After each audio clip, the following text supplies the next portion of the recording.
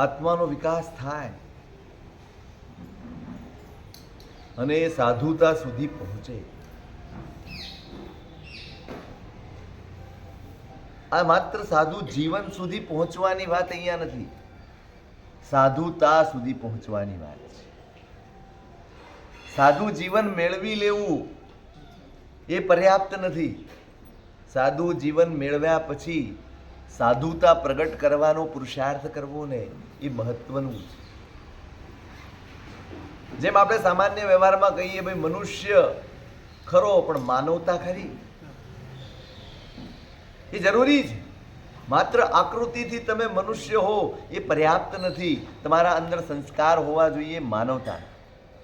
એમ તમે આકૃતિથી, તમે વેશથી, તમે બાહ્ય આચારથી સાધુ છો, પણ સાધુતા પ્રગટ થઈ છે કે નહીં? આખો વિકાસક્રમ બહારના પરિવર્તનનું નથી, અંદરના પરિવર્તનનો વિકાસ.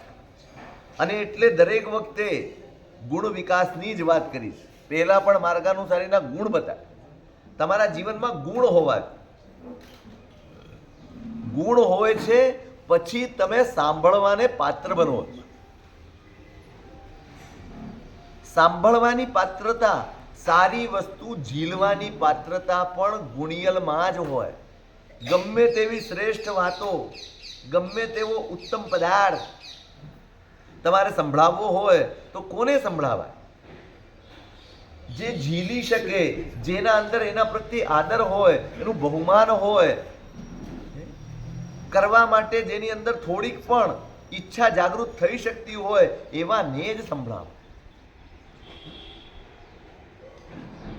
જીવના ભેદ પાડ્યા છે.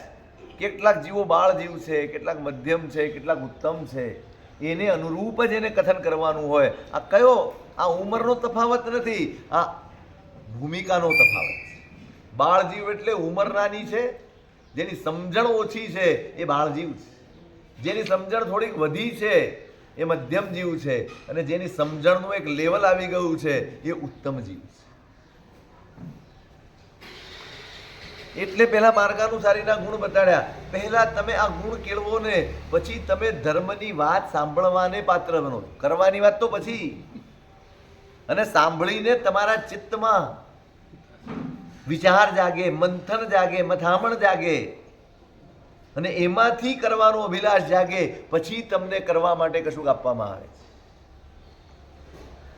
અને એ કરતા કરતા કરતા કરતા જીવ આગળ વધે પછી એ સાધુતા ભણી પગલા માંડે.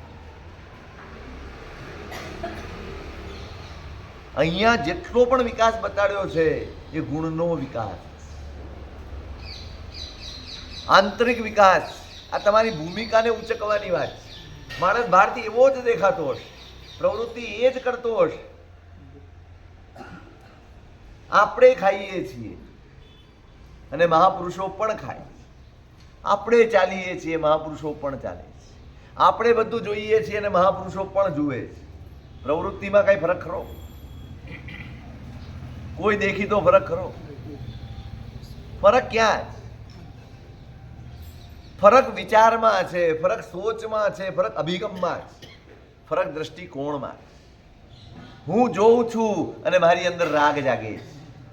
હું જોઉં છું અને મારી અંદર આસક્તિ જાગે છે. હું જોઉં છું અને મારી અંદર મોહ જાગે છે. હું જોઉં છું ને મારા તારાપણાનો ભાવ આવે છે. હું જોઉં છું અને ગમા અણગમાના ભાવ પેદા થાય છે. આ મારી દ્રષ્ટિ. જ્ઞાની જોશે ને, એ જે જોશે એમાંથી જીવનનો બોધ પેદા કરશે. જે જોશે એને સારામાં સારું દેખાડશો તો પણ, અને સાવ નબળું દેખાડશો તો પણ એને જીવનનો જ કોઈક પાઠ મળશે. આપણે હમણાં સમુદ્રવાળો સંવાદ વાંચીએ છીએ, ઉપાધ્યાયજી મહારાજનો ગ્રંથ છે. અમે વાંચતી વખતે જ વિચાર આવ્યો, મહાપુરુષ આપણે દરિયે જઈએ છીએ. દરિયે તો હું તમે જઈએ છીએ, વાહણો આપણે જોઈએ છીએ, દરિયો આપણે જોઈએ છીએ. આપણે શું જોઈએ છીએ? અને મહાપુરુષોની દ્રષ્ટિ કેવી હોય? બે દ્રષ્ટિ છે, એક જ્ઞાન દ્રષ્ટિ છે, એક મોહ દ્રષ્ટિ છે. આપણે જે દ્રષ્ટિમાં જીવીએ છીએ એને મોહ દ્રષ્ટિ છે. અને જ્ઞાનીઓ, મહાપુરુષો જે દ્રષ્ટિને પકડીને જીવે છે એને જ્ઞાન દ્રષ્ટિ કહેવાય. ખાય તો સ્વાદ એમને પણ આવે છે, ખાય તો સ્વાદ એમને પણ આવે છે, સારું એમને પણ લાગે છે, પણ મારામાં અને એમનામાં ફરક પડી જાય છે. સ્વાદ મને આવે છે ને મારો સ્વાદ મને વધુ ને વધુ લાલસા જગાડે છે, અને એમને મળતું સુખ એમને સાવધાન કરે છે. બસ જ્ઞાની ને અજ્ઞાનીમાં આ ફેર છે. સુખ મળે અને સાવધાન થઈ જાય એનું નામ જ્ઞાની છે, સુખ મળે અને ઢળી પડે એનું નામ અજ્ઞાની છે. આપણે ઢળી પડનારા છે. જરાક મળે અનુકૂળ થાય એટલે સતત વધુ અનુકૂળતા મેળવવાની, વધુ સારું મેળવવાની આપણને ઈચ્છા થયા જ કરે, અને એમાં જ આપણે દુઃખી થઈ જઈએ. જ્ઞાનીઓ સુખનો પણ અને દુઃખનો પણ બંનેનો સ્વીકાર કરે છે. અજ્ઞાની હંમેશા દુઃખનો ઇનકાર કરે છે અને સુખની લાલસામાં જીવે. દુઃખ ન જોઈએ, દુઃખ ન જોઈએ, દુઃખ ન જોઈએ, પણ સંસારનો કાયદો છે, સંસારનો સ્વભાવ છે. તમારે જો સંસારના સુખ જોઈએ તો સંસાર સાથે જોડાયેલા દુઃખ તમને ભેટમાં મળવાના છે. Buy one.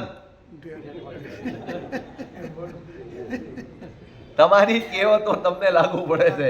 By one get one free મળવાનું જ છે. તમે લાખ પ્રયત્ન કરો, સંસાર હોય અને સુખ દુઃખનું દ્વંદ્વ ન હોય એવો એક પણ જીવ નથી. એક પણ જીવ સંસારમાં સુખ દુઃખના દ્વંદ્વ વગરનો નથી. ભગવતી સૂત્રમાં એક પ્રશ્ન કર્યો છે, આ સંસારમાં સૌથી દુઃખી કોણ? બોલો કોણ? કહી દો હું. હે સૌથી વધારે સુખી છે અનુત્તરવાસી દેવને કીધા, જેની પાસે ભૌતિક સુખની પરાકાષ્ઠા છે, પણ એને દુઃખ છે, જરાક આયુષ્ય ઘટ્યું છે, એક થોડીક સાધના ઓછી પડી છે. કેટલી? તમે કલ્પના કરો. એ દેવને લવ સત્તમ દેવ કહેવાય. એનું બીજું નામ છે લવ સત્તમ દેવ. અહીંયા આરાધના કરતા હતા, સાધના કરતા હતા, એમાં જો એમના આયુષ્ય 7 લવ જેટલું, એટલે સેકન્ડ મોટી છે, એટલું આયુષ્ય જો મોટું હોત તો એ મોક્ષે ચાલ્યા ગયા. કેટલો? 7 લવનું આયુષ્ય જો વધારે હોત અથવા 1/6નું તપ વધારે હોત તો મોક્ષે ગયા. આટલું ઘટ્યું અને ક્યાં ગયા? તમે સમજો. આપણને એમ લાગે 33 સાગરોપમ સુખ સુખ ને સુખ. અલ્યા એ સુખ બરોબર છે, પણ વળી પાછું માતાના ગર્ભમાં આવવા, વળી પાછી વેદના ભોગવવાની, વળી જન્મ લેવાનું, વળી દીક્ષા લેવાની, વળી સાધના કરવાની, અને પછી મોક્ષે જવું. અરે તમે હિસાબ કરવા બેઠા હો અને બધું આમ તમને એમ થાય હાશ હવે પત્યું 1 વાગ્યો રાતનો, અને બરાબર લખવા જાઓ, આલા 5 રૂપિયાનો હિસાબ મળતો નથી. તમે સુઈ જાઓ, સાચું કહો, સુઈ જાઓ. હે બેસો, ફરી આમ આમ કરી કરીને ફરી શરૂ થઈ જાય ગણવાનું. ક્યાં ગડબડ થઈ જાય? 5 ગયા ક્યાં? 5 વધ્યા કેમ કે 5 ઘટ્યા કેમ? વધવા પણ ન જોઈએ, ઘટવા પણ ન જોઈએ, હિસાબ બરાબર થવો જોઈએ. અને આ 5 રૂપિયા તમને ફરીથી બધી હજામત કરાવે. આખો હિસાબ તમે ચોપડો ફરીથી નક્કી કરો, ફરી જુઓ, ફરી જુઓ. અરે યાર અહીંયા ભૂલ થઈ ગઈ. બસ આટલી જ ભૂલ છે. આ 7 લવનું આયુષ્ય ઘટ્યું, 1/6નો તપ ઘટ્યો, અને એમને અનુત્તર વિમાનમાં ઉત્પન્ન થવું પડ્યું. લાગે યાર સાવ મુક્ત થઈ જવાનું હતું, ત્યાં વળી પાછા બંધન તોડવાના આવે.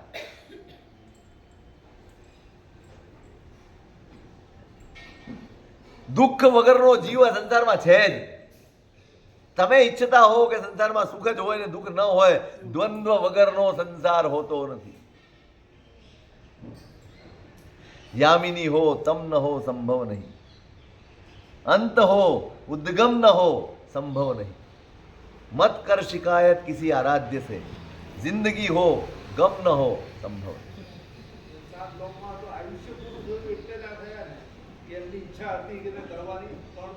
ઈચ્છા વાળો તો જાય જ નહીં, ઈચ્છા વાળો ત્યાં સુધી પહોંચે જ નહીં. અનુત્તર વિમાન વાળો ઈચ્છામાં હોય જ નહીં કોઈ. ઘટ્યું ઘટ્યું, આટલું જ ઘટ્યું. મૂલ્ય સમજો આયુષ્યનું. હે કેટલું વેડભાઈ. આ ઉભા રહીએ છે ને બા સડક ઉપર, શું વેડભીએ છે ખબર છે તમને? શું વેડભીએ? એનું મૂલ્ય સમજાયું જ નથી. હમણાં આવશે. કેટલી કિંમત? 7 લવ એટલે શું? સેકન્ડોમાં ન આવે એટલું નાનું આયુષ્ય. આટલો જ પુરુષાર્થ ઓછો પડ્યો અને મોક્ષ રહી ગયો. 33 સાગરોપમનો સંસાર. 33 સાગરોપમ. તમારે કલેક્ટરની ઓફિસમાં તમે એપોઇન્ટમેન્ટ લીધી હોય, 3 વાગ્યાનો ટાઈમ આપ્યો હોય અને તમે 3 ને 5 પહોંચો અને પેલો કે હવે સાહેબ બિઝી થઈ ગયા છે મીટિંગમાં, હવે 4 વાગે. તમે એસી રૂમમાં બેસો, તમને એસી રૂમમાં બેસે, ચા પાણી આપે, કેવી રીતે બેસો તમે? બહુ ખુશ થઈ જાઓ. એ 1 કલાક કઈ અકળામણ થાય તમને. આ શું 5 મિનિટ પછી યાદ કરો કોણે ખોટું કર્યું મને, કોણે ખોટી કર્યો મને, ક્યાં મોડું થયું મને. તમે 1 કલાક આખો ગાળો દેતા દેતા કાઢો. ત્યાં 5 મિનિટના માહે તમને એસી રૂમમાં બેસાડ્યા છે.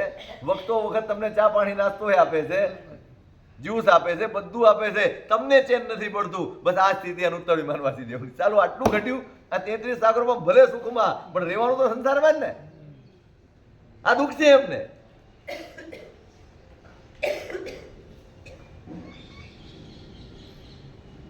નથી. યામિની હો તમ ન હો, રાત્રિ હોય ને અંધકાર ન હોય, સંભવે. અંત હો ઉદ્ગમ ન હો, સંભવ નહીં. છેડો છે એટલો મતલબ છે શરૂઆત છે. શરૂઆત છે તો જ છેડો આવે. મૃત્યુ ભય લાગે છે મૃત્યુથી. કેમ લાગે છે? મરવું છે ને કે નથી મરવું? નથી મરવું. મરવાનું છે, મરવું નથી. મરવાનું છે, મરવું તો કોઈને નથી. પણ મરવાનું ક્યારે બંધ થાય? હે જન્મવાનું. ઉદ્ગમ બંધ થાય તો અંત બંધ થઈ જાય. અંત હો ઉદ્ગમ ન હો, સંભવ નહીં. મત કર શિકાયત કિસી આરાધ્ય સે. ક્યાંય જઈને પ્રાર્થના કરતો નહીં, પૂછતો નહીં. જિંદગી હો ગમ ન હો, સંભવ નહીં. સંસાર હોય અને સુખ દુઃખના દ્વંદ્વ ન હોય, શક્ય જ નથી. બસ જ્ઞાનીની આટલી જ ખૂબી. એ સુખ અને દુઃખ બંને અનુભવથી ઉપર ઉઠીને જીવે, એનું નામ જ્ઞાની. સુખમાં લપેટાયા કરે અને દુઃખમાં અકળાયા કરે, એનું નામ અજ્ઞાન. તમારી અંદર જ્ઞાન પરિણમ્યું છે, તમારી અંદર જ્ઞાન પચ્યું છે અને તમે ખરેખર જ્ઞાનનો આનંદ માણો છો. એની નિશાની આ છે. સુખ અને દુઃખ બંને અનુભવથી ઉપર ઉઠી જાઓ. સુખે તમને કાંઈ સ્પર્શે નહીં અને દુઃખ પણ તમને કાંઈ અડે નહીં. કશું જ નહીં. પસાર થઈ જાઓ. પસાર થઈ રહ્યા છીએ આપણે. કોણ અહીંયા થાય છે?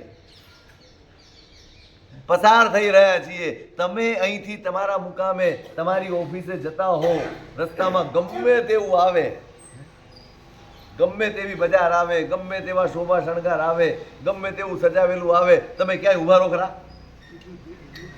નહીં. કેમ?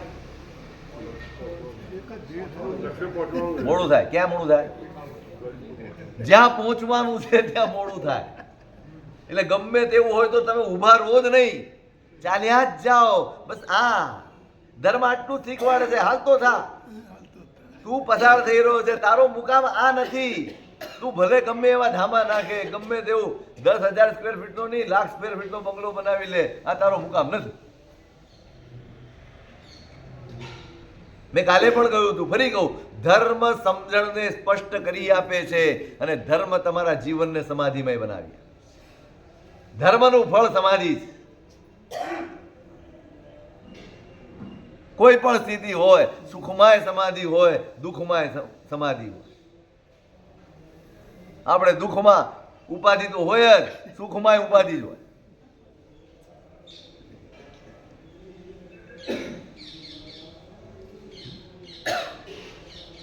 ગુણિયલ થવાનું, વાત ગુણિયલ થવાની. તમારો વિકાસ આ વિકાસ, આ વિકાસ. આપણે ધર્મ કરીએ, આપણે શ્રવણ કરીએ, આપણે વાંચન કરીએ, આપણે ભણીએ, બધું જ કરીએ છીએ. શું ફેર પડ્યો? દ્રષ્ટિમાં કાંઈ ફેર પડ્યો? સંસારને જોવાની રીત બદલાઈ, પરિસ્થિતિઓને જોવાની દ્રષ્ટિ બદલાઈ, પરિસ્થિતિઓને મૂલવવાનું કઈ અભિગમ બદલાયો, કાંઈ બદલાયું? આટલું ભણવા છતાં, આટલું જાણવા છતાં, આટલું સાંભળવા છતાં, આટલી બધી આરાધના અને તપશ્ચર્યા કરવા છતાં આપણા સ્વભાવ એવા જ અકળામણ થઈ જ જાય છે, રાગ થઈ જ જાય છે, મારું તારું થઈ જ જાય છે, આસક્તિને મોહ આવી જ જાય છે, બધું જ ક્રોધ, માન, માયા, લોભ 18 પાપસ્થાનકમાંથી એકે ઘટ્યું નથી. ધર્મને માપો છો શેના જ? જ્ઞાનને માપો છો શેના જ? ગુણ વિકાસ એ જ ધર્મની પરીક્ષા. અભિગમ બદલાઈ જાય, જોવા વિચારવાની દ્રષ્ટિ બદલાઈ જાય, વ્યવહાર બદલાઈ જાય. પેલા પણ કહ્યું હતું એકવાર, સામાન્ય જીવો જેને ધર્મ મળ્યો નથી ને શ્રવણ મળ્યું નથી, એ લોકો જે વ્યવહાર કરે, જે રીતે વાતો કરે, જેવા શબ્દોનો પ્રયોગ કરે, જેવી ભાષાનો પ્રયોગ કરે, મને કહો એના કરતા આપણામાં કઈ ફેર ખરો? જ્યારે આપણું બગડે, છટકે, શું કહેવાય, આપણું છટકે, ત્યારે આપણી પાસે શું હોય? કોઈ વિવેક, કોઈ મર્યાદા, કોઈ ત્રાજવું, કઈ ખરું? ત્યાં જ પરીક્ષા છે આપણી. આપણી સમજણ, આપણે ક્યાં, આપણી સમજણનું લેવલ શું છે ત્યાં સમજાય. એટલે અહીંયા જેટલી પણ વાતો છે ને, આ ગુણ વિકાસની વાતો, બહારનો વિકાસ નહીં, અંદરનો વિકાસ. અંદરથી તમારે મનુષ્ય થવાનું છે, અંદરથી તમારે શ્રાવક થવાનું છે, અને અંદરથી તમારે સાધુ થવાનું. આ વિકાસ. પહેલા મનુષ્ય થવાની મહેનત કરો, પછી તમે પાત્ર બનો છો ધર્મનું શ્રવણ કરવાને માટે. શ્રવણ, ધર્મ નહીં. ધર્મ સમજવા, ધર્મનું શ્રવણ કરવા, પછી તમારી પાત્રતા વિકસે. કારણ કે તમે ઝીલવાનું છે. તમારા હાથમાં જ તાકાત ન હોય, બાળકને 5 ચોકલેટ આપો ને તોય નો ઝીલી છે, કારણ કે એની કેપેસિટી નથી. અવડા હાથ હોય, કેટલું મુકાય?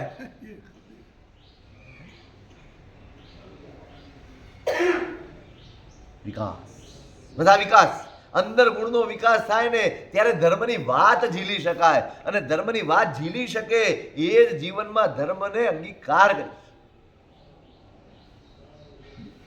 એ જ પેલા પોતાના જીવનમાં શ્રાવક તરીકેના નાના નાના નિયમોને અપનાવી શકે, અને એની આરાધનાથી, એ પુરુષાર્થથી એ સાધુતા સુધીનું માર્ગ પસાર કરે. એટલે આ 4થા અધ્યાયમાં સાધુની વાત છે. સાધુની એટલે સાધુતા.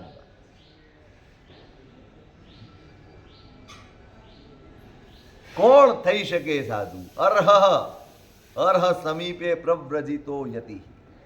સૂત્ર આપ્યું છે. જે દીક્ષાને માટે યોગ્ય હોય અને વળી દીક્ષા આપવાને યોગ્ય હોય એવા યોગ્ય ગુરુ પાસે લીધી હોય દીક્ષા, એ સાધુ. બહુ જ કડક પરીક્ષાઓ. અહીંયા આપણું ન ચાલે. મને લાગ્યું અને મન થયું અને મેં આપી દીધી. આ મન થઈ જાય ને લઈ લેવાની વસ્તુ નથી. મને ભાવ થયો ને હું કૂદી પડ્યો. ત્યાં પણ ક્વોલિફિકેશન. આ ક્વોલિફિકેશનની વાત. હવેના સૂત્રમાં અથ પ્રવ્રજ્યાર્હ, દીક્ષાને માટે યોગ્ય કોણ, એના 16 ગુણો બતાડ્યા. 16 પ્રકારના ક્વોલિફિકેશન બતાડ્યા. સમજવાનું. પહેલું જ બતાડ્યું છે આર્ય દેશોત્પન્ન. આર્ય દેશમાં ઉત્પન્ન થયો, જેના વ્યવહાર આર્ય હોય, જેના વિચાર આર્ય હોય, જેની ભાષા આર્ય હોય, જેની ચેષ્ટા આર્ય એટલે જેમાં ઉત્તમતા ઝલકતી હોય, જેમાં સજ્જનતા ઝલકતી હોય, જેમાં ઉદારતા ઝલકતી હોય, જેમાં બીજાના સુખનો વિચાર ઝલકતો હોય, એનું નામ આર્ય છે.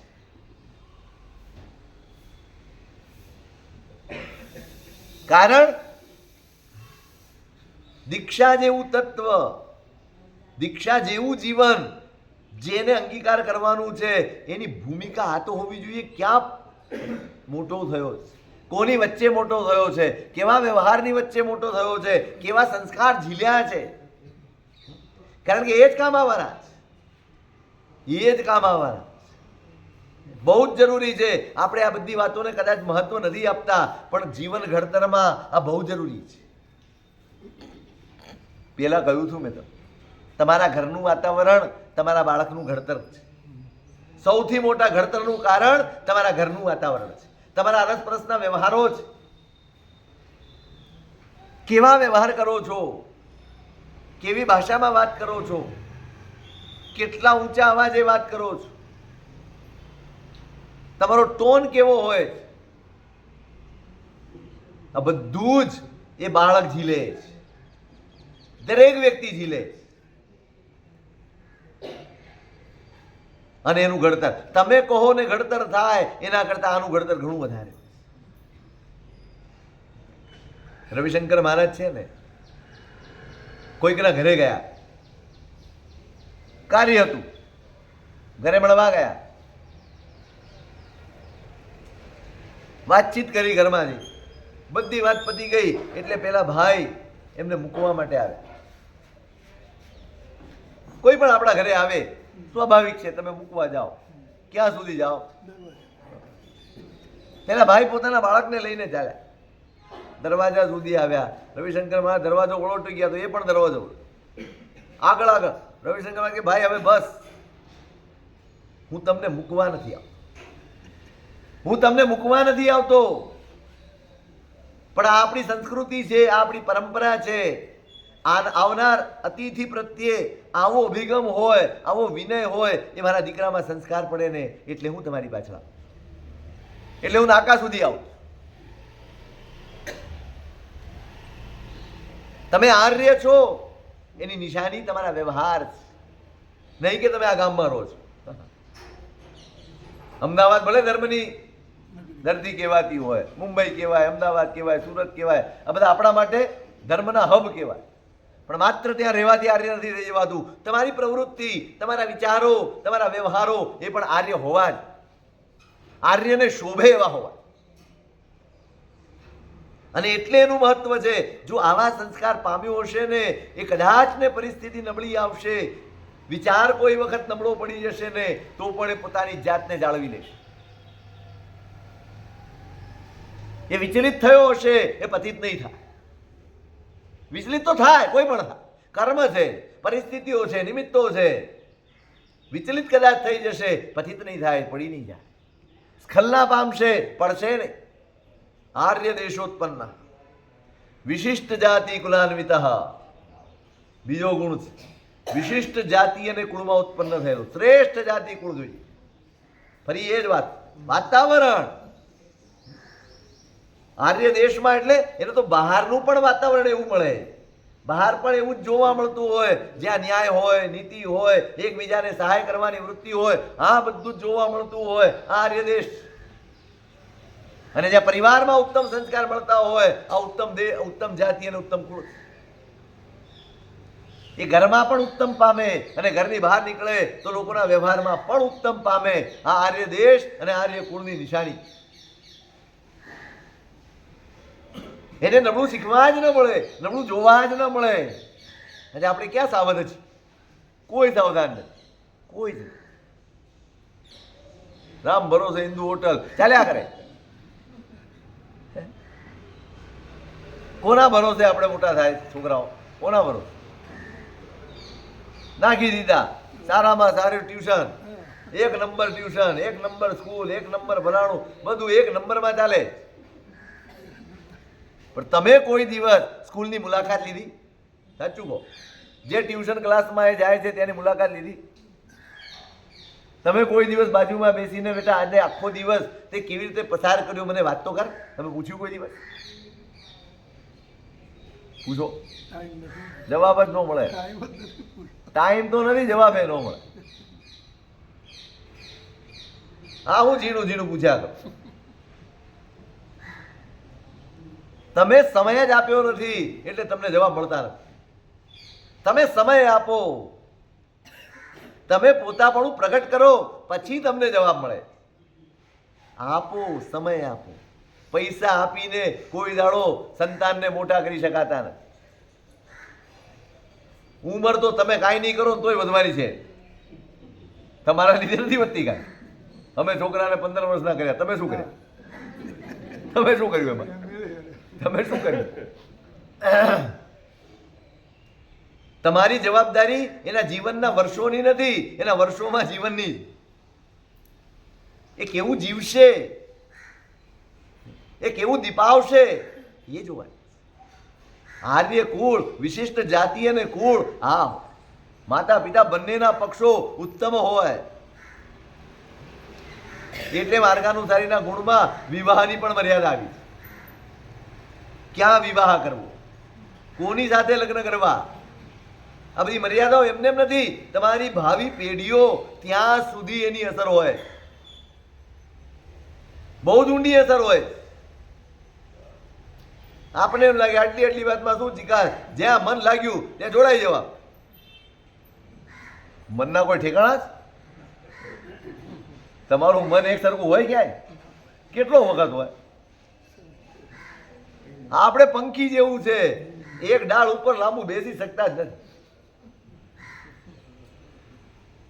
કૂદાકૂદ કરવા જોઈએ. આ તો સારું છે, સારું જ કે આપણને આ સમાજ છે ને બહુ મોટો ઉપકાર છે. બરાબર યાદ રાખજો, સામાજિક પરિસ્થિતિઓ આપણે ત્યાં છે ને એનો ઉપકાર છે કે બેભાવ આપણે નથી થયા.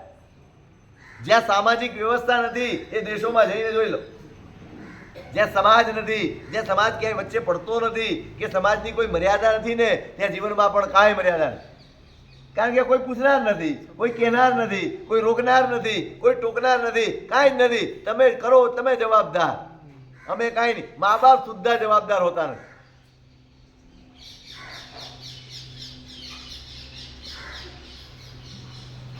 એટલા માટે મર્યાદાઓ હતી. તમારી સંતતિમાં જાતિ અને કુળ જો શ્રેષ્ઠ હોય, માતા અને પિતા બંનેના કુળ અને જાતિ શ્રેષ્ઠ હોય ને તો બાળકોમાં પણ ઉતરી આવે. અને આ પણ દીક્ષાને યોગ્ય જીવ હોય એની આ યોગ્યતા. અને ત્રીજો ગુણ છે ક્ષીણ પ્રાય કર્મમલા, જેના કર્મના ભાર હળવા હોય, હળવું કર્મી આત્મા હોય. કેવો હોય? કર્મ હળવા, સંસારમાં જ રહેતો હોય ને અને છતાંય અંદરથી સતત છૂટવાની મથામણ જેને ચાલતી હોય એ હળવું કર્મી. તમે છૂટી જ જઈ શકો જરૂરી નથી. તમે ધારો તેવો ધર્મ કરી શકો જરૂરી નથી. મનમાં ઘણું હોય, આમ કરીએ તેમ કરીએ, બધું જ હોય, અને છતાંય સંયોગો, સામર્થ્ય, આ બધું જ ઘણીવાર નડતું હોય અને આપણે ન કરી શકતા હોય. પણ અંદર એક વિચાર સતત ચાલતો હોય, એક ચિંતન સતત ચાલતું હોય.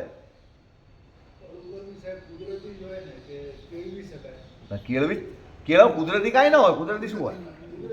નહીં નહીં નહીં નહીં. અત્યારે જે હળવું કર્મી લાગે છે ને એ ભવાંતરનો આરાધક છે. ભવાંતરમાં મહેનત કરીને આવ્યો જ માટે હળવું કર્મી. આજે આપણે ધારો કે નથી, મને ખબર પડે છે કે ભાઈ મારામાં આસક્તિનું પ્રમાણ ઘણું વધારે છે, મારામાં ક્રોધનું પ્રમાણ ઘણું વધારે છે, મારામાં લોભ અને મોહ ઘણા બધા વધારે છે, તો મારે શું કરવાનું? એને ઘટાડવાનો ધર્મ આજ તો શીખવાડે. સમ્યક જ્ઞાન આ જ છે. તમારો પોતાનો પરિચય થાય એનું નામ સમ્યક જ્ઞાન. તમારો સાચો પરિચય થાય, તમારી નબળાઈઓ તમને ઓળખાય અને એને છાવરવાનું મન ન થાય, એને ઢાંકવાનું કે એમાં બહાના કાઢવાનું મન ન થાય, એનું નામ સમ્યક જ્ઞાન. અને એવો જ જીવ હળવું કર્મી થઈ શકે. હોય ભારે કર્મી તો હોય, ભારે હોય હળવો થાય. હળવો કોણ? ભારે હોય હળવો. આ બધા જ કરીને આવ્યા સહજ જન્મથી. તમે જોજો ઘણા જીવો એવા હોય એની સહજ વૃત્તિ એવી હોય, એને પૈસાનો લોભ ન હોય, પુણ્ય હોય, લોભ ન હોય. પુણ્ય હોય ને લોભ ન હોય, બધું જ અનુકૂળ હોય અને છતાંય એનું એને ફેશન ન ગમતી હોય, એને બહુ ટાપટીપ ન ગમતી હોય અને બહુ ભપકા ન ગમતા હોય, એ બધું અંતર્મુખ રહીને જીવતો હોય, આ હળું કર્મી. બધું જ ભોગવી લેવાની ઈચ્છા ને આ ભારે કર્મીપણાની ઈચ્છા. બસ આ ભોગવી લઉં, તે ભોગવી લઉં, આ મેળવી લઉં, તે મેળવી લઉં, આમ કરું તેમ. સંસાર વધાર્યા કરવાની ઈચ્છા થાય એનું નામ ભારે કર્મ, અને સંસાર ઘટાડવાની ઈચ્છા થાય એનું નામ હળું કર્મ. આપણી ઈચ્છા કઈ છે?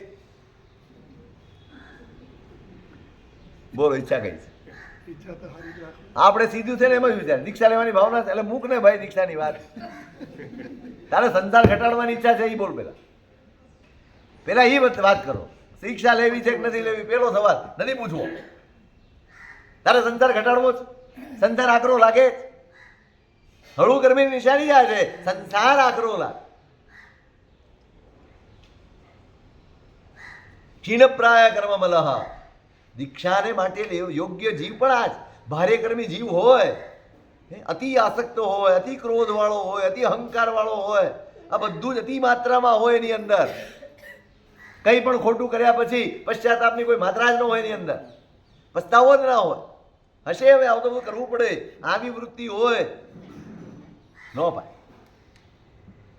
આવા નિષ્ઠુર પરિણામ શ્રાવક જીવનમાં એવા નિષ્ઠુર પરિણામ નથી ચાલતા, તો સાધુ જીવનમાં કેવી રીતે ચાલે? જેણ નિધન દસમ ગુણૈ સંમત દિઠ્ઠિ જીવો જૈવિહુ પાવમ સમાય રે કિંચી અપોસી હોય બંધો જેણ નિધન દસમ ગુણૈ. નિધન નિર્ધ્વંસ પરિણામ, પરિણામ નિર્ધ્વંસ નો હોય. પ્રવૃત્તિ ગમે એટલી હિંસાની દેખાતી હોય, ભાઈ વ્યાપાર કરે, રસોઈ બનાવે છે, ગાડી ચલાવે, સ્કૂટર ચલાવે છે, બધું જ કરો છો, હિંસાનો વ્યાપાર. પણ પરિણામ શું હોય? બસ હળું કર્મીપણાની નિશાની એ નથી કે તમે ધંધો છોડીને ઘરે બેસી જાઓ. ના, ત્યાં ઓછામાં ઓછા પાપે, ઓછામાં ઓછા દોષે મારે આજીવિકા મેળવવી છે એ બુદ્ધિથી બેઠો. મારે સુખ મેળવવા છે, મારે પદાર્થો મેળવવા છે, મારે બંગલા બનાવવા છે, મારે ગાડીઓ બદલવી છે, આવી વૃત્તિથી ધંધો કરે ને એ ભારે કર્મી. મારે આજીવિકા ચલાવવાની, મારે પરિવારનું પાલન પોષણ કરવાનું છે, અને મારા ધર્મમાં, મારી આરાધનામાં અનુકૂળતા રહે માટે હું કમાણી. ધંધો પણ, સંસારનું સુખ પણ એટલા માટે જોઈએ કે મારો ધર્મ, મારી આરાધના સીધાય નહીં. તમે સંઘર્ષ કરતા હો, સવારે ઉઠીને બપોરે શું ખાઈશું એનો પ્રશ્ન હોય, અને તમને હું કહું સામાયિક કરવા બેસો, તમે શું કહેશો? મને સ્વાભાવિક, બહુ જ સ્વાભાવિક. જયારે પેટ પાળવાની ચિંતા હોય ત્યારે તમને માળા પકડાવો તો ક્યાંથી મેળ ખાવાનો?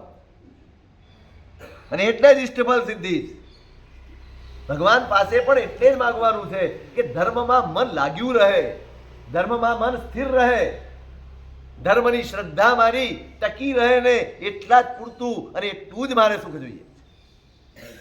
નહીં મારા શોખ પૂરા કરવા માટે, મારી ઈચ્છાઓ પૂરી કરવા માટે નહીં. આહળું કર્મ, ક્ષીણપ્રાય કર્મ મલઃ. આવો જીવ દીક્ષાને વાત. અને તતએવ વિમલ બુદ્ધિ. કર્મ હળવા હોય ને એટલે બુદ્ધિ પણ નિર્મળ હોય. એને સારું જ શું છે, એને સારું કરવાનું જ શું છે, પોતાનું પણ અને બીજાનું પણ. નિર્મળ બુદ્ધિ હોય, ક્યાંય કપટ ન હોય, ક્યાંય છલ ન હોય, ક્યાંય પ્રપંચ ન હોય, ક્યાંય મારું તારું ન હોય, ક્યાંય ગણતરી. એ ગણીને જીવન જીવી જ ન શકે, એ ગણતરી પૂર્વક વાતો કરી જ ન શકે. આપણે તો આખો દિવસ, મને તો ઘણી વાર વિચાર થાય કે કયું જીવન જીવીએ. જો પેલો આવે ને તો એને આ રીતે વાત કરવાની, પેલો આવે ને એને આટલું કહેવાનું, એટલે આ કયું જીવન?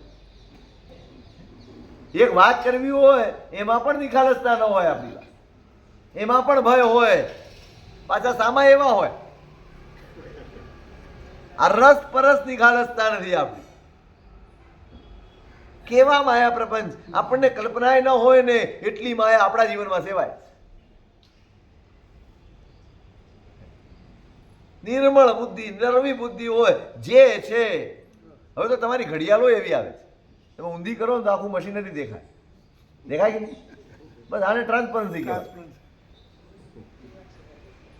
તમારા ફોન હવે ખુલતા નથી, બેટરી કેવી છે તમે જાણો. ટ્રાન્સપરન્સી જ નથી રહી. વિમલ બુદ્ધિ. કર્મ હળવા છે માટે બુદ્ધિ નિર્મળ છે. બસ આ નિશાની છે. તમારી બુદ્ધિ નિર્મળ છે તો સમજવાનું કે તમારા કર્મો હળવા છે. અવગત સંસાર નિર્ગુણ્ય, સંસારની અસારતાનો બોધ જેને, જાણકારી નહીં બોધ જેને. શું હોય? દુર્લભમ માનુષ્ય, મનુષ્ય બહુ દુર્લભ છે એની પ્રતીતિ હૈયામાં. એ એક ક્ષણ વેડફે નહીં, એક પળને વેડફે નહીં, એ નકામી ન જવા દે. આ મનુષ્ય બહુ જ ગણતરીની પળો મળી છે આપણને, ગણતરીનું, ખૂબ ગણતરીનું મળે છે. કેવી રીતે વેડફવું પોસાય?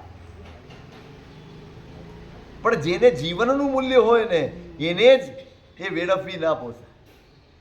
જે પદાર્થોમાં અટવાયો છે, જે પરિસ્થિતિઓમાં અટવાયો છે, જે સંસારના બાહ્ય સુખો અને વૈભવમાં અટવાયો છે એને જીવનના મૂલ્ય ન હોય. એ તો ભાગ્યા જ કરે, ભાગ્યા જ કરે, ભાગ્યા જ કરે, દોડ્યા જ. છેલ્લે જવાનો વખત આવે ને ત્યારે સમજાય કે આપણે કોની પાછળ જીવન વેડફી જાય. સિકંદરને સમજાયું, એ આપણા માટે કહી ગયો, પણ આપણે તો વાર્તા બનાવી દીધી. આપણે કોઈ બી મહાપુરુષના જીવનને વાર્તા બનાવી દીધી. બસ વાર્તા બનાવો, કથા કરો અને સુઈ જાઓ, નહીં ભૂલી જાઓ. ખાયા પીયા કુછ નહીં, ગિલાસ થોડા વારાના, કાંઈ પ્રાપ્તિ નહીં આપણને. એને તો સમજાયું, એને આઘાત લાગ્યો કે બસ આ 32 વર્ષની ઉંમર. કેટલી? ફક્ત 32 વર્ષની ઉંમર. એ 32 વર્ષે ગયા. વિવેકાનંદે 32 વર્ષે ગયા. કોને આદર્શ ગણો? બોલો, કોણ આદર્શ તમારો? હે? વિવેકાનંદ? સિકંદર નહીં? કેમ? જીવીએ છે તો સિકંદર ની જેમ, વિવેકાનંદ ની જેમ જીવતા તો નથી.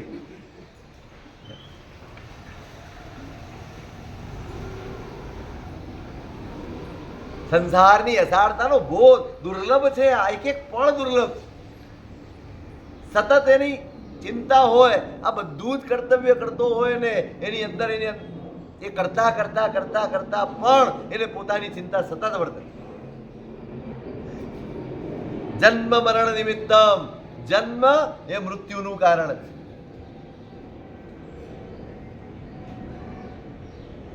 કોણ છે મૃત્યુનું કારણ? જન્મ એ જ મૃત્યુનું કારણ છે. અને આપણી કઠણાઈ એ છે કે આપણે એને ઉજવીએ છીએ. આપણે એને ઉજવીએ છીએ જે આપણી મૃત્યુનું કારણ. જન્મ્યા છો એટલે મરવાના છો. કેવી ધામધૂમથી ઉજવે? મોટો થયો કે નાનો થયો?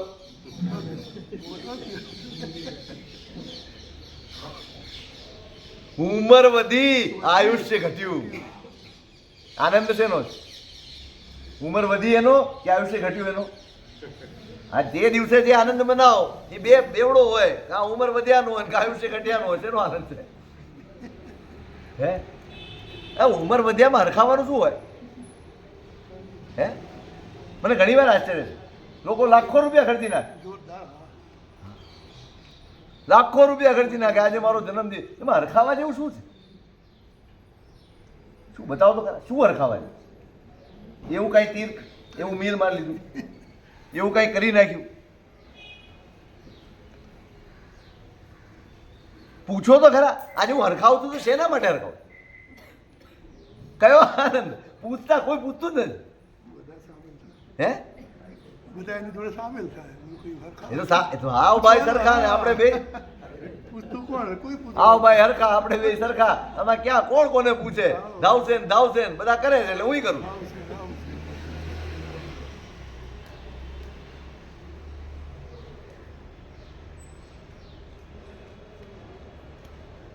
મેં હમણાં કહ્યું તમને, એક અંગ્રેજી લેખકે લખ્યું છે તમારા જીવનના 2 જ દિવસો સર્વશ્રેષ્ઠ છે. એક જ્યારે જન્મ્યા હતા તે, અને બીજો જ્યારે તમને ખબર પડી જાય કે હું શા માટે જન્મ્યો છો તે. એક આપણા હાથમાં નથી.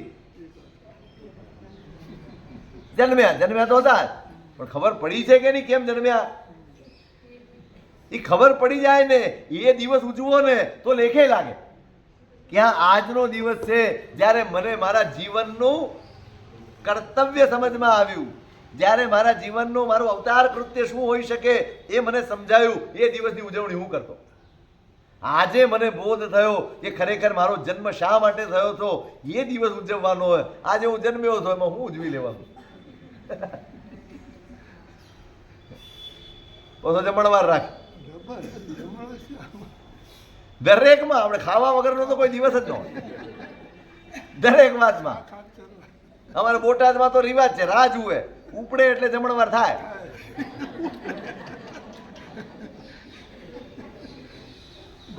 એટલે લોકો રોજ ખબર પૂરતું આવે કેવું છે. સમજ્યા ને કેમ પૂછવા આવે? ક્યારે જમણવાર છે? હા એમ. ત્યાં દરેક ના મૃત્યુ પછી જમણવાર થાય એટલે બધા રાજી હોય જનારા સિવાય. બોલો, નિમિત્ત એનું અને પોતે હાજર નહીં.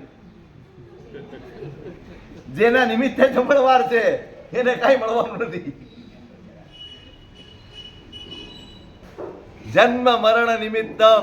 એ તો બિચારો જ્યારે જન્મ દિવસ આવે ને ત્યારે વધુ સાવધ થઈ જાય. આ એક વર્ષ પૂરું, આ અવસર ચાલ્યો જાય છે.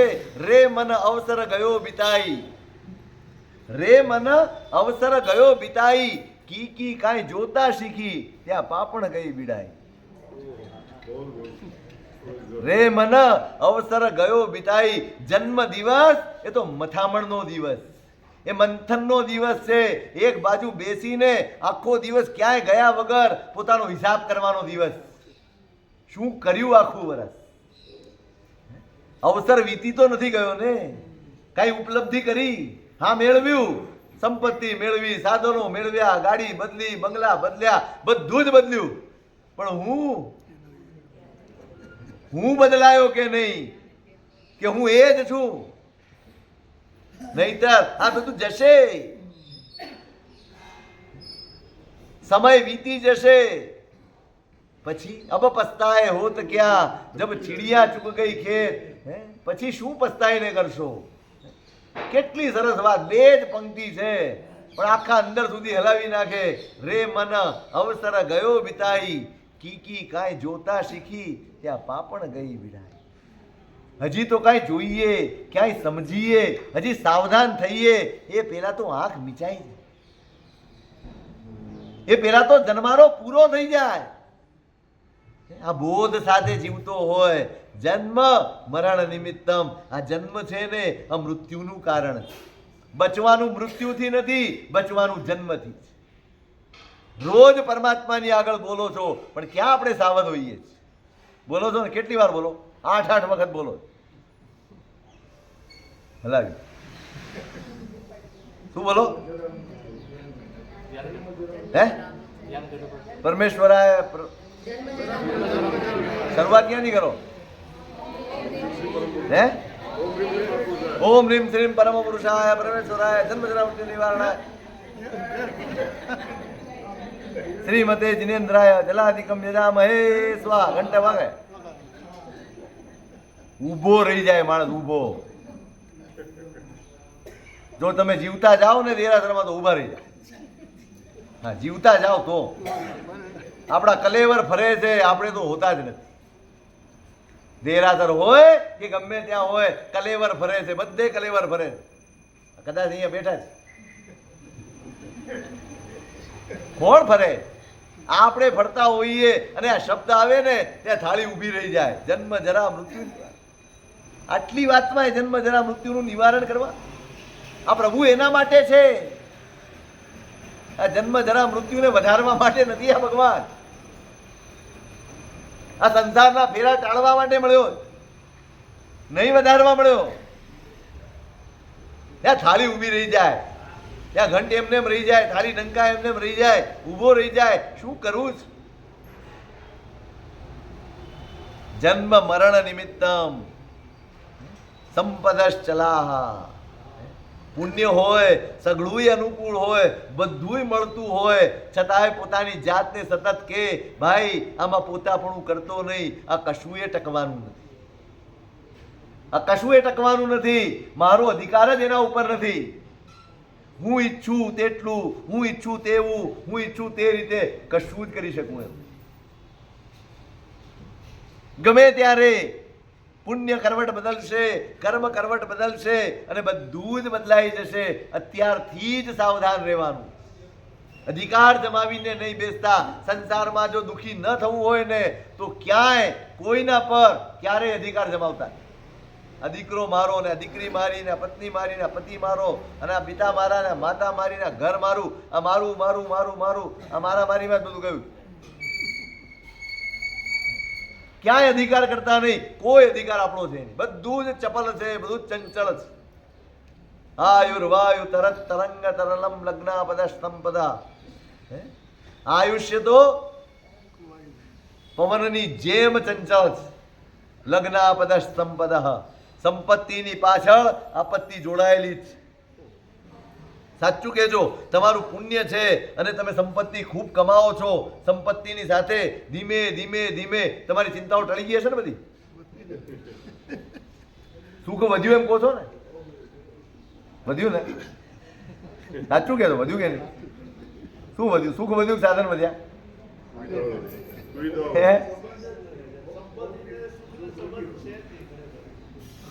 પણ આપણે તો સુખ માનીએ છીએ ને, માની લીધું.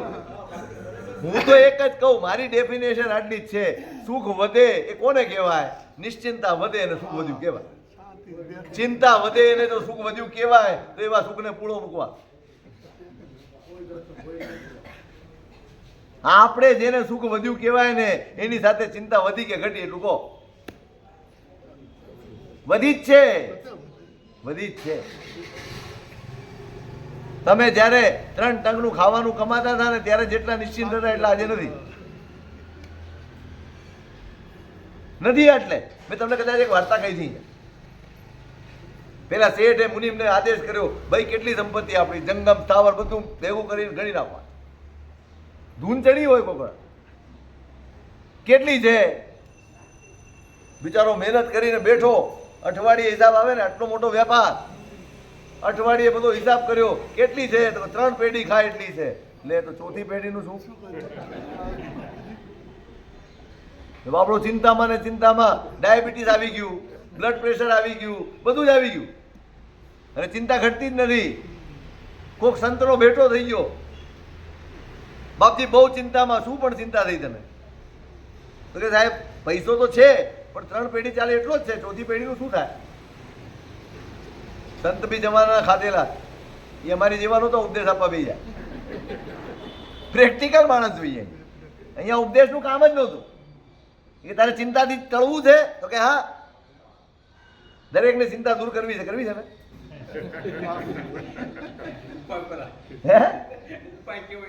હા, એની ઉપર આધાર. તમે જેની પાસે જાઓ છો એનો ભરોસો નથી. ઉપાય કેવો છે એની ઉપર. તકલીફ ત્યાં જ. તમે મારી પાસે, આ તો મને ખોટે ખોટું અહંકાર થઈ જાય મને પૂછવા. આ ભ્રમ તોડે માણસ આપણા. દરેક માણસ તમને કંઈક શીખવાડી જાય. તમને એમ થાય મારું માન્યું, તમારું કોઈ માનતું નથી, એને જચ્યું છે માટે માન્યું. મને એમ થાય કે મેં વ્યાખ્યાન આપ્યું ને પેલો સુધરી ગયો. કાંઈ નહીં. જો મારા વ્યાખ્યાનથી સુધરતા હોત ને બધા સુધરી જાઓ. પેલો તો હું સુધરી ગયો હોત. વાંધો ત્યાં જ છે પેલો તો. એટલે સંતે કીધું તારે મુક્ત થવું છે ચિંતામાંથી. હા, એક કામ કર, રોજ ગરીબ માણસને અનાજ આપવાનું. જે ગરીબ મળે પેલો એને તારે રોજ આટલું અનાજ આપી દેવું. સારું છે. ઉપાય કરવો જ. રોજ સવાર પડે ને ગરીબ શોધવા નીકળે. પેલા ગરીબ આવતો જ બગાડી દેતો, હવે શોધવા નીકળે. સવાર ઉઠે ને પેલી ચિંતા પેલો જ આપી દેવાનું. ઉઠતા હવે બીજું કામ પછી કરવાનું, તો તારી ચિંતા ટળી જાય. રોજ મળી જાય કોક ને કોક. ગાડી ચાલે છે, હવે એક દિવસ ઊભો છે ને કોઈ જડતું નથી. અચાનક એમાં એક ભાઈ આવ્યો, લાગ્યું કે આ એકદમ ભાઈ આ અનાજ મારે તને ઉભા રહો ઉભા. કેમ? હું ઘરે પૂછીને આવું, હું ઘરે પૂછીને આવું. અરે આ ભલા માણસ આપું છું, કઈ લેતો નથી, પૂછવા હું જાય? ના પૂછવા જો. એ ઘરે ગયો, પેલાને ચટપટી છે ક્યારે આવે ને ક્યારે લઈ જાય, મારું કામ પતે ને આવા જવું. થોડી વાર થઈને પેલો પાછો આવ્યો, લે તો કે ના નથી જોઈતું. કેમ? તો કે આજે ચાલે એટલું છે. હે આજે ચાલે એટલું છે, પણ આ તો કાલે કાલની ફિકર હું કરતો નથી. જેને દાંત આપ્યા છે ને એ ચાવવાનું આપવાનું. પેલો ગયો અને આ શેઠને એમ થયું કે આ શું, ખાલી આજનું છે અને કાલની ચિંતા નથી. મારે 3 પેઢી શું છે અને ચોથીની ચિંતા કરું. ઈલાજ બરોબર હતો ને? અપનાવો છે.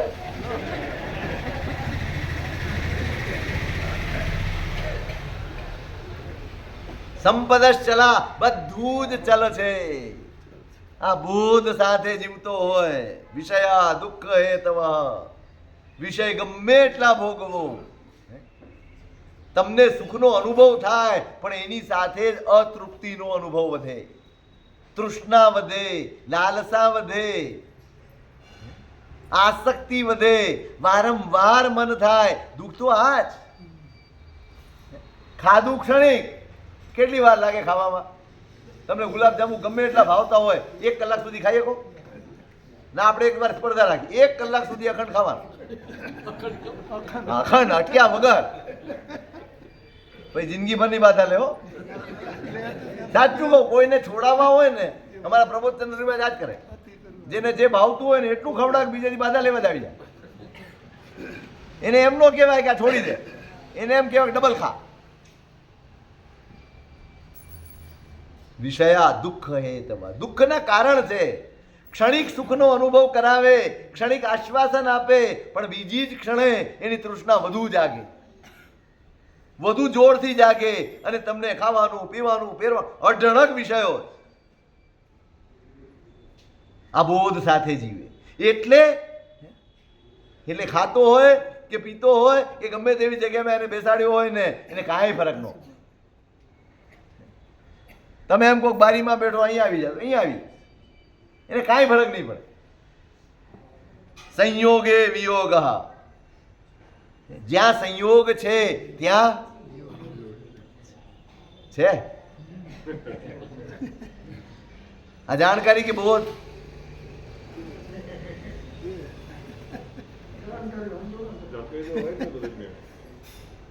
એટલે જ ભટકીએ. જાણકારો બધા રખડે, બધા જાણકારો રખડે. બોધ હોય, કંઈક મળે હરખાઈ ન જાય. કારણ આજે મળ્યું છે ને કાલે છૂટી જવા. સંયોગા વિપ્રયોગાંત, ઉમા સ્વામી મહારાજનું વાક્ય છે, સંયોગ જેટલા પણ છે એનો છેડો વિયોગમાં જ આવે. ગમે તેવો શ્રેષ્ઠતમ, અરે ભગવાનનો સંયોગ થયો ગૌતમને તોય વિયોગ થયો છે. હવે ભગવાનનો પણ વિયોગ થતો હોય તો પછી દુનિયાની કઈ વસ્તુ છે જેનો સંયોગ કાયમી ટકે? એટલે ભગવાન કહે છે તારે મારો પણ રાગ કરવાનો નથી, છેવટે મને પણ છોડીશ ને તો કેવળ કલ્યાણ થશે. મારા પ્રત્યેનો પણ રાગ નથી રાખવાનો. એ પ્રશસ્ત હોય તોય નડે એવો છે. છોડ, કોઈ સંયોગ ન જોઈએ, કોઈ બંધન ન જોઈએ. બસ આ બોધ સાથે જીવતો હોય એટલે બધું જ સારું મળ્યું હોય અને છતાંય એમાંથી સહજ ભાવે બહાર નીકળી જાય. કેમ કે આ બોધ હોય. સંયોગે વિયોગ, પ્રતિક્ષણમ મરણમ. કઈ તરફ વધી રહ્યા એમ? મરણ ભણી પકડા ચાલી રહ્યા છે. આપણે રોજ, અરે ગર્ભમાં આવ્યા ને તે દિવસથી મૃત્યુ તરફની યાત્રા શરૂ થઈ ગઈ. આ જીવનની યાત્રા નથી, આ મૃત્યુની યાત્રા. પ્રતિક્ષણમ મરણમ. હવે કઈ ક્ષણ માટે હરખાઓ? જે તમને ખાઈમાં ધકેલવાની છે ક્ષણ માટે હરખવાનું હોય, આનંદ કરવાનો હોય કે સાધી લેવાની? ક્ષણને સાધવાની છે. કારણ કે આ દરેક ક્ષણ મને મૃત્યુ સુધી લઈ જઈ. દારૂણો વિપાક, સંસારના ભોગ, સંસારના સુખો, એનો વિપાક દારૂણ. જો આસક્તિ આવી, જો મમત્વને મૂર્છા આવી, જો મારું તારું આવ્યું, તો આ જ સુખો જેને આજે તમે સુખ રૂપે જુઓ છો એ જ સુખો એવા વિપાક આપશે, એવા પરિણામ આપશે, ભોગવવા ભારે પડી. ઇતિ અવગત સંસાર નિર્ગુણ્ય, આ ગુણ છે. આ બોધ એના હૈયામાં નિરંતર જાગતો હોય, દરેક પ્રવૃત્તિમાં સંસારની વાસ્તવિકતા એના હૈયામાં જાગતી હોય, એ દીક્ષા માટે યોગ્ય છે. પછીના બીજા પણ ગુણો છે. એનું શું સ્વરૂપ તે અગ્રે દેખાય.